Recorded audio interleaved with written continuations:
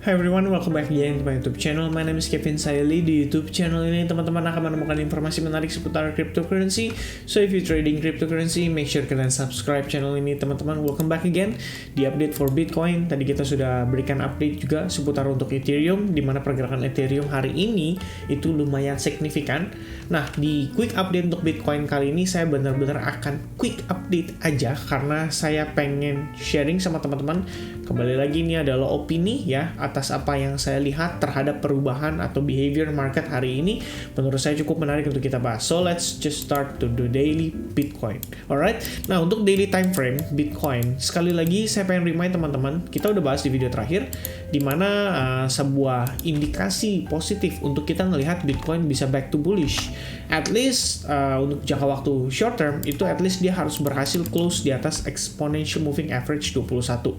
Dengan demikian, jika hal tersebut terjadi, at least kita akan ngetes ke EMA 34-nya dan itu di kisaran harga $21.900.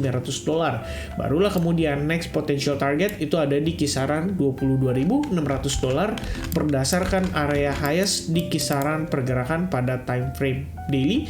Nggak cuma daily sih, maksud saya pada pergerakan di sepanjang 15 Juni dan 16 Juni 2022. Jadi kalau kita lihat di situ tentu saja memiliki impact yang cukup penting buat pergerakan pada Bitcoin sendiri, dan selama Bitcoin belum berhasil melewati range price ini, berarti kita tetap masih harus waspada terhadap possibility bahwa ini merupakan wave 1, 2, 3, 4 dan ongoing menuju ke 5 ya. Ini balik lagi adalah bentuk antisipasi aja supaya kita di sini tetap bisa berhati-hati dan tidak terburu-buru mempertimbangkan bahwa ini tuh sudah benar-benar back to bullish gitu.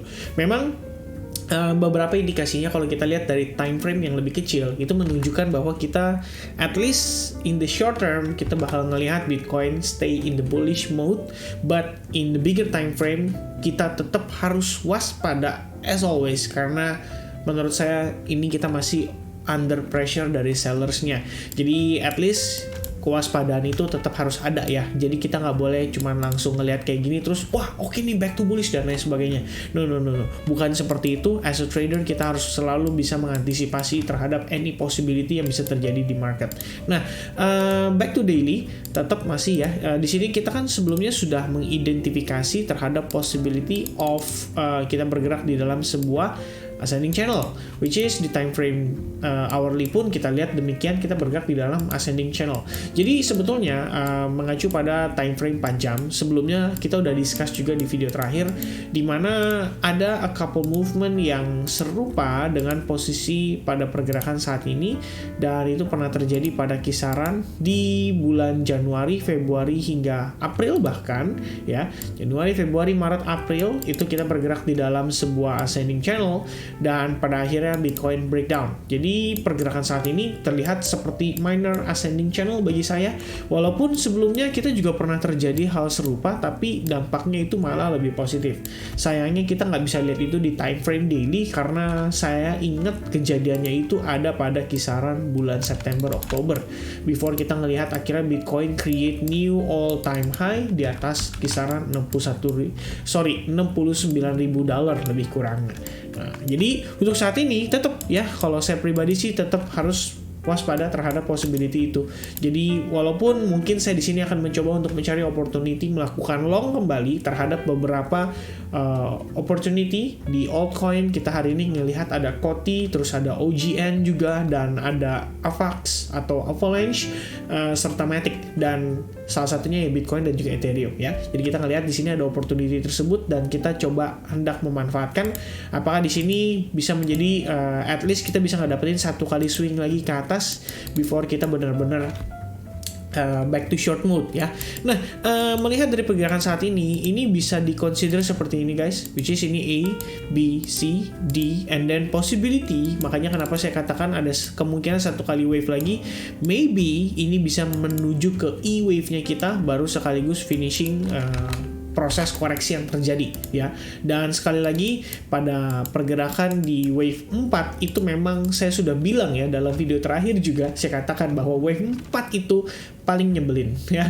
So far pengalaman saya lumayan sering ya terjebak dalam skenario wave 4 ini, dan ini kalau kita anggap sebagai wave 3, ini wave 4-nya ya. Either di sini wave 4-nya and then kita ongoing wave 5, or wave 4 kita masih ada di sini. Satu kali wave lagi ya. Jadi kita ngelihat dia bergerak di dalam semacam bearish flag pattern atau maybe ascending channel, baru kemudian kita ngelihat dia finally drop gitu ya.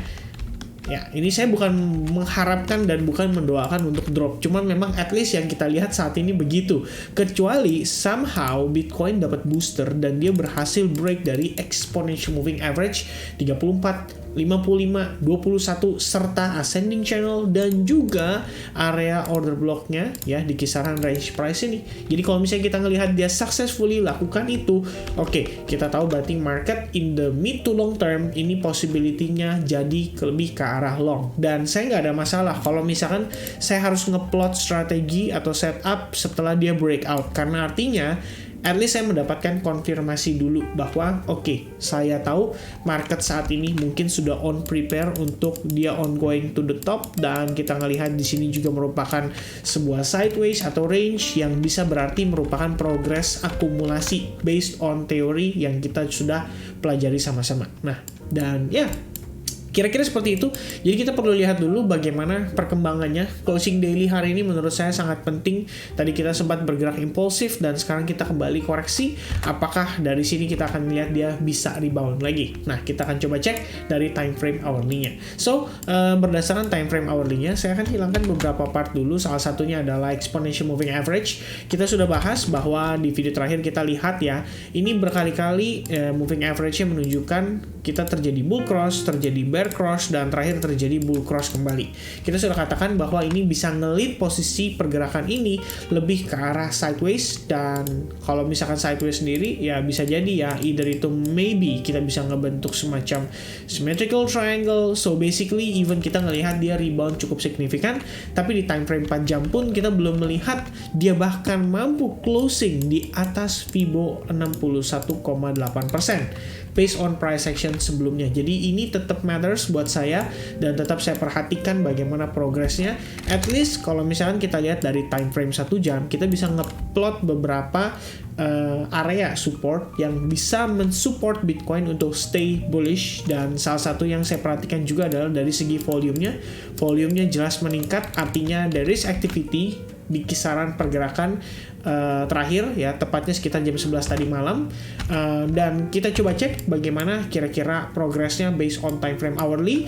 At least selama kita masih di atas exponential moving average 21, 34, dan 55, berarti possibility kita untuk melihat Bitcoin rebound sekali lagi, mungkin untuk ngetes beberapa area di atasnya seperti ini, resistance area, dan itu di kisaran 21.900 or maybe even 22.100 itu masih cukup besar. Dan sekali lagi kita masih ada satu skenario di mana dia bisa saja ngejar ke 22.600, dan ini pun merupakan area resistance dari pergerakan sebelumnya. So basically itu adalah confluent, dan kalau misalkan kita successfully break dari sana, maybe kita bisa gunakan Fibonacci retracement untuk melihat sejauh mana ya Bitcoin kira-kira akan naik, karena breakout dari level itu juga merupakan breakout dari Fibo 38,2%, dan itu artinya kalau misalkan kita break Fibo 38,2, next possibility-nya adalah Fibo 50 dan 61,8%. Jadi perlu diperhatikan juga kisaran range price $25.000 itu bisa saja menjadi perhentian kita berikutnya. So, kita perhatikan dulu bagaimana progresnya. At least as long Bitcoin bisa survive di atas exponential moving average 21, I think based on time frame 1 jam itu cukup fine dan cukup oke. Yang pasti kita sudah lihat dia create another higher high ya. Kalau misalkan secara Elliott wave, well actually saya tadi sedikit switch ya, dia berubah jadi 1, 2, 3, 4, 5. Apakah berikutnya maybe pergerakannya seperti ini? Sorry, bisa jadi ya, ini bisa jadi teman-teman, maybe lebih ke ABC and then testing, terus dia another rebound ya, jadi 1, 2, 3, 4, dan 5 buat tutup ke wave 2 nya secara overall ya. Menurut saya saat ini banyak sekali possibility-nya, dan berdasarkan pergerakan yang cukup anomali ini, menurut saya cukup unik ya untuk kita pantau pergerakan Bitcoin, dan terutama besok menjelang memasuki closing pada time frame weekly. I think that's it teman-teman, thank you so much yang udah nonton video ini, semoga kiranya bermanfaat. God bless everyone, have a nice weekend, cheers, and see you guys again tomorrow. Bye bye.